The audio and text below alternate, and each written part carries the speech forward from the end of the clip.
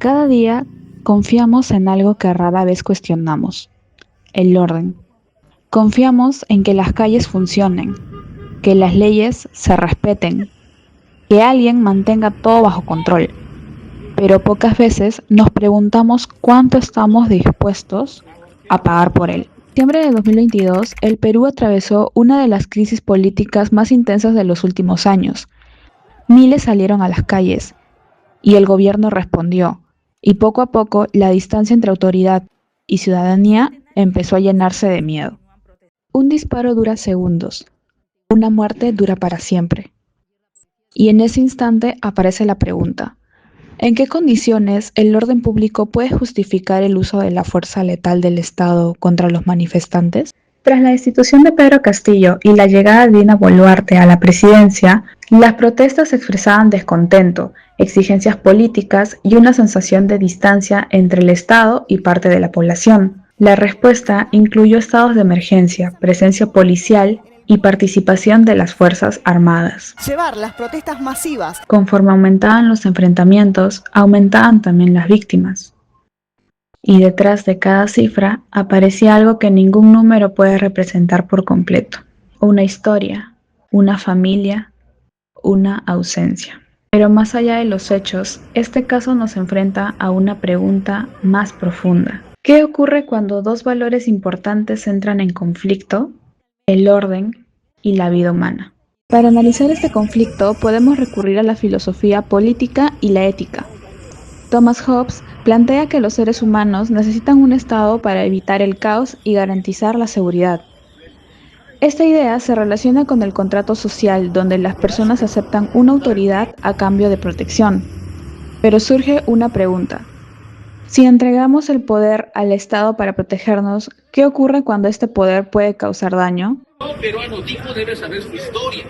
John Locke sostiene que el poder político tiene límites. Sus ideas sobre derechos naturales plantean que la vida y la libertad deben ser protegidas por el Estado.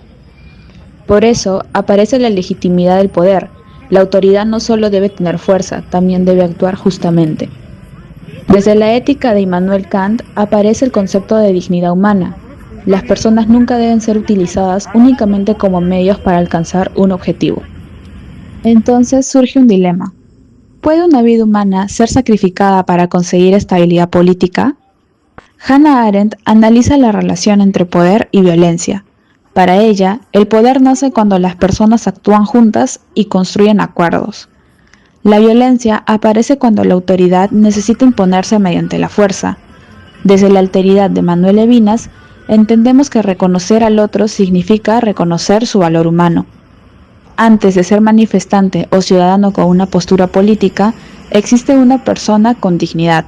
Para Foucault, los estados modernos no solo gobiernan mediante leyes, sino también mediante mecanismos que regulan la vida de las personas. Desde esta perspectiva, el control del orden público no es únicamente una acción política, sino también una forma en la que el poder actúa sobre los cuerpos y las acciones de los ciudadanos. Por otro lado, Byung-Chul Han reflexiona sobre las formas actuales de poder y control en la sociedad contemporánea. En sus obras plantea que el poder moderno no siempre funciona mediante la imposición directa, sino también mediante formas más silenciosas de control social. Finalmente, John Rawls plantea la justicia como equidad. Una sociedad justa no debe preocuparse solamente por mantener el orden, sino también por considerar a todos sus ciudadanos. Si el Estado existe para proteger la vida, ¿qué ocurre cuando una vida se pierde por decisión del propio Estado? Si la seguridad es importante, ¿existe un límite que nunca debería cruzarse? Y si ese límite existe, ¿quién lo define? Las cifras pueden contarse, las vidas no. ¿Qué vale más, mantener el orden o proteger una vida humana? Proteger una vida humana. Ambas deben de ir de la mano. Yo considero que vale más una vida humana porque todos en el país tenemos derecho a vivir y todos deberíamos aportar en la democracia del país. ¿Qué significa para ti vivir en un país en orden? Yo creo que vivir en un país en orden es un país donde las instituciones y la democracia funcionan Si la pregunta es con respecto a la seguridad, yo creo que es importante que las policías, las Fuerzas Armadas sean fuertes, no sean corruptas. Yo creo que eso es importante para un país en orden, pero sobre todo que las instituciones sean fuertes y que haya una fuerte separación de poderes. Que haya un poder ejecutivo fuerte, también una justicia fuerte, un legislativo fuerte. Yo creo que eso es un país en orden, donde las cosas funcionan. ¿Crees que hay situaciones en las que el Estado debe usar la fuerza para mantener ese orden? Ya, yo creo que hay algunas situaciones que tal vez sí, que podrían rebasar, ¿no? Algunas situaciones acá con la población. Yo creo que en algunas situaciones sí el Estado puede utilizar esa fuerza de orden, pero sin pasarse de ya como que, no sé, digamos, a rebasar los derechos humanos de las personas, digamos, ¿no? Por ejemplo, lo ocurrido con Dina Boluarte o lo ocurrido con también Merino, son dos acontecimientos que podría yo decir de que el Estado se ha rebasado contra los derechos humanos de las personas.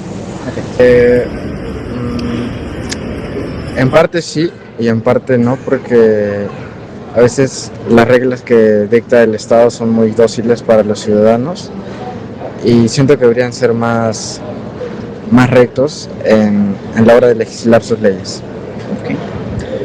Si una decisión ayudara a evitar más violencia, pero causara la muerte de algunas personas, ¿crees que podría justificarse?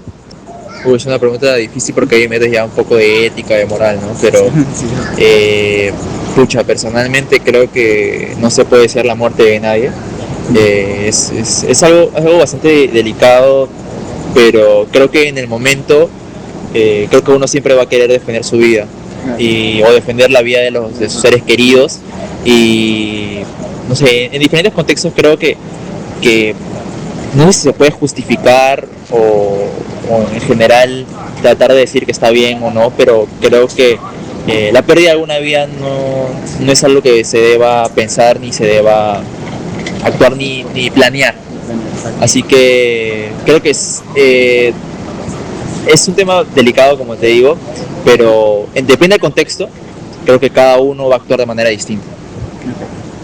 El tiempo pasó, las calles volvieron a llenarse, los titulares cambiaron, la ciudad sigue avanzando, pero algunas preguntas permanecen, porque tal vez el problema nunca fue únicamente cómo recuperar el orden, tal vez el problema sea comprender qué estamos dispuestos a sacrificar para conseguirlo. Y mientras el Perú continúa escribiendo su historia, la pregunta sigue esperando una respuesta. ¿En qué condiciones el orden público puede justificar el uso de la fuerza letal del Estado contra los manifestantes?